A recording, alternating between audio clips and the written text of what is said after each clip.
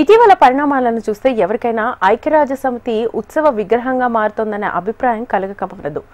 యుద్ధ జ్వాలల నుంచి తమను తాము కాపాడుకోవడానికి శాంతియుత ప్రపంచ స్థాపనకు మానవులలో ఉన్న అకుంఠిత ఆశయాలే ఐక్యరాజ్య సమితి వంటి అంతర్జాతీయ సంస్థ స్థాపనకు దారితీశాయి.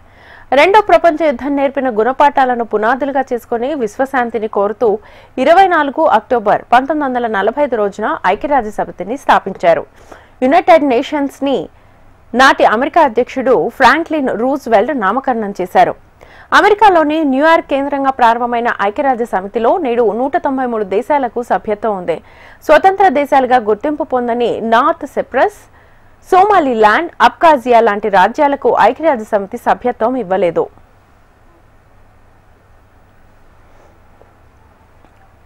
పశ్చిమాసియాలో ఆజ్యం పోసుకున్న యుద్ధ జ్వాలలు నిండు జీవితాల ఎన్నింటినో నిలువున దహించి వేస్తున్నాయి. ఇజ్రాయెల్, ఇరాన్ పరస్పరం కత్తులు దూసుకుంటుండటంతో ఇప్పుడు అక్కడ శాంతి అగమ్య గోచరమవుతోంది.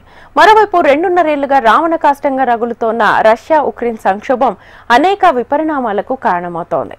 ప్రపంచం గుండెలపై పెనుకుంపట్లు పరిణమించిన ఈ యుద్ధాలను నివారించడంలో ఐక్యరాజ్య సమితి ఘోరంగా విఫలమైంది.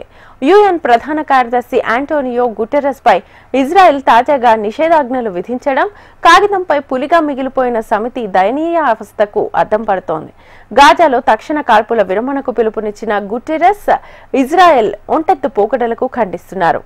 ఆయనపై టెల్ అవీవ్ ఆగ్రహానికి ఇదే కారణం కావచ్చు. కానీ వట్టి మాటలే తప్ప ఆయా దేశాల నడుమ ఉద్రిక్తతలను చల్లార్చి శాంతిని పునరుద్ధరించడంలో ఐరాస సదా చేతులెత్తేస్తోంది.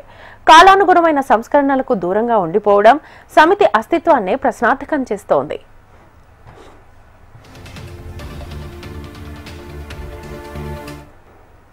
రెండో ప్రపంచ యుద్ధ నివారణలో నానాజాతి సమితి దారుణ వైఫల్యం తర్వాత అలాంటి పెను ఉత్పాతం మళ్లీ తలెత్తకుండా చూడడమే ప్రధాన ఆశ్రయంగా 1945 అక్టోబర్ 24న ఐక్యరాజ్య సమితి ఏర్పాటైంది.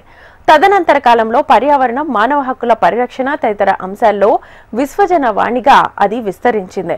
అంతర్జాతీయ శాంతి భద్రతలు, దేశాల నడుమ స్నేహపూర్వక సంబంధాల వృద్ధి తదితర మేలిమి లక్షణాలెన్నింటినో సమితి భుజాలకెత్తుకుంది. కానీ వాటి సాధనలో అది అనేకసార్లు చతికిలబడింది. ప్రచ్ఛన్న యుద్ధం మొదలు పలు దేశాల్లో లక్షల మందిని కబలించిన అంతర్యుద్ధాలు, దురాక్రమణలను సమితి నిలువరించలేకపోయింది. కోవిడ్ పై యుద్ధంలోనూ అది తడబడింది. 51తో మొదలైన ఐరాస సభ్య దేశాల సంఖ్య నేడు 193కు చేరింది. ఆనాటితో పోలిస్తే ప్రపంచ భౌగోళిక, రాజకీయ, ఆర్థిక పరిస్థితుల్లో ఎన్నో మార్పులొచ్చాయి. అవేమీ సమితిలో, ముఖ్యంగా అందులోని కీలక విభాగమైన భద్రతా మండలిలో ప్రతిఫలించడం లేదు. అందుకే ఐక్యరాజ్య సమితిని ఒక పాత కంపెనీతో సరిపోల్చారు కేంద్ర విదేశాంగ మంత్రి జైశంకర్. ఐక్యరాజ్య సమితి ఆవిర్భావంలో అద్భుత ప్రదర్శన కనపరిచినా ఆ తర్వాతి కాలంలో మాత్రం నామమాత్రంగానే ఉండిపోయింది. ఐక్యరాజ్య సమితి ఎన్నో మైలురాళ్లు దాటిన చరిత్ర ఉన్నా ప్రస్తుతం దాని మనుగడ ప్రశ్నార్థకంగా మారింది. అమెరికా, ఇరాక్ దేశాల మధ్య వివాదం, సూడాన్లో అమాయక ప్రజల మరణాలను అరికట్టడంలో ఐక్యరాజ్య సమితి విఫలమైంది. 24 ఫిబ్రవరి 2022న ప్రారంభమైన ఉక్రెయిన్ రష్యా యుద్ధాన్ని నిలువరించడంలో ఐక్యరాజ్య సమితి చొరవ నామమాత్రమే అని అర్థమవుతోంది. అక్టోబర్ 7, 2023న ఇజ్రాయెల్ ఆవాసాలపై హమాస్ భీకర ఆకస్మిక దాడులతో మొదలైన యుద్ధం ఏళ్లు గడుస్తోన్నా ఆగడం లేదు. భద్రతా మండలిలో శాశ్వత సభ్య దేశాలైన America, UK, France, Russia, China దాదాపు 8 దశాబ్దాలుగా ఐక్యరాజ్య సమితిలో పెత్తనం చెలాయిస్తున్నాయి.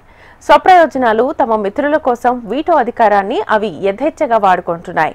ఈ నేపథ్యంలో మండలిని ప్రజాస్వామీకరించి 6 దేశాలకు కొత్తగా శాశ్వత హోదా కల్పించాలని ఇండియా గట్టిగా పట్టుపడుతోంది. తాత్కాలిక సభ్య దేశాల సంఖ్యను పెంచాలని వాదిస్తోంది. ఆ మేరకు భద్రతా మండలి పునర్వ్యవస్థీకరణ సాధ్యపడకపోతే ప్రపంచ సవాళ్లను పరిష్కరించలేని అసమర్థ సంస్థగానే సమితి మిగిలిపోతుంది. యుద్ధాలతో పాటు అమెరికా అధ్యక్షుడు ట్రంప్ విధిస్తోన్న సుంకాలతో ప్రపంచం అతలాకుతలమవుతున్న నేపథ్యంలో 150కి పైగా దేశాల అధినేతలు న్యూయార్క్ లో జరగనున్న ఐక్యరాజ్య సమితి 80వ వార్షిక సర్వప్రతినిధుల సభ సమావేశంలో పాల్గొనున్నారు.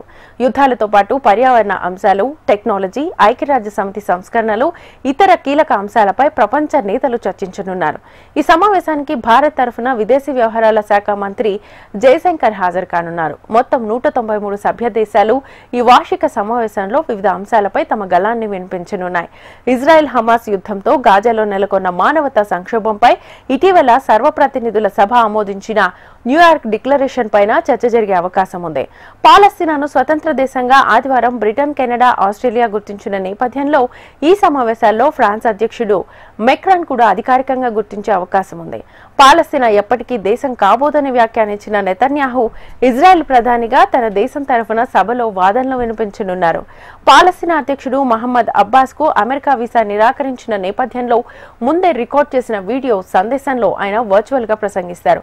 ఈ భేటీలో అసలు ఏం జరగనుంది? ఈ సమావేశం తర్వాత అయినా ఆయా దేశాల మధ్య శాంతిని నెలకొల్పేందుకు ఐక్యరాజ్య సమితి ప్రయత్నిస్తుందా?